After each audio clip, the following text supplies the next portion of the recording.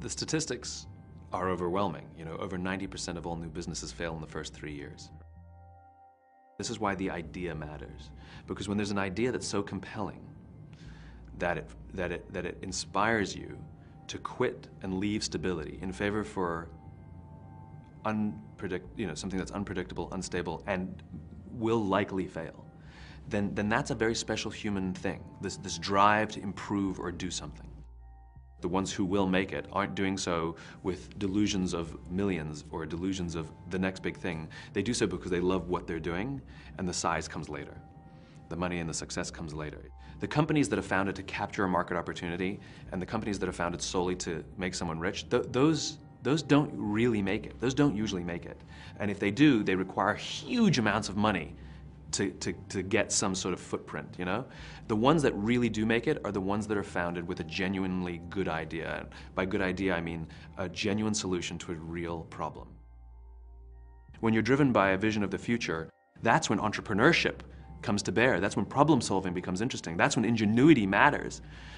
That's when the team rallies together to fix the problems because we expected this. But it doesn't matter because we're trying to get over there. And how we get there, we knew whatever we started. And there's not a single successful company on the planet that is actually doing the thing that they started doing. They all went like this, if not a couple times. Every one of them, right? And the reason they kept going is because ultimately it's the destination that mattered to them, not the path they took. Well, what's a plan? It's a path. That's all a plan is, it's a path. The reason small companies are beautiful is because they can't afford to do market research. They can't afford to ask anybody. They only have their vision of the future. That's all they got, right? They got no resources, they got no nothing. They only have their own passion to drive this thing, right? And for those few that have the combination of things, the clarity of vision, the discipline of how they're going to do it, the structure, that beautiful partnership, and making sure that everything they say and everything they do proves it so that those in the outside world can clearly understand it as clearly as they can. When they have that beautiful combination, it grows and it gets big.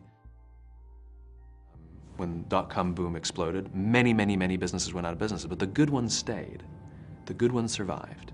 The ones that had a clear sense of purpose and cause and why, that were disciplined in how they do it and had the right management teams in place and were consistent in what they do. And maybe they struggled, but the teams came together to see it through.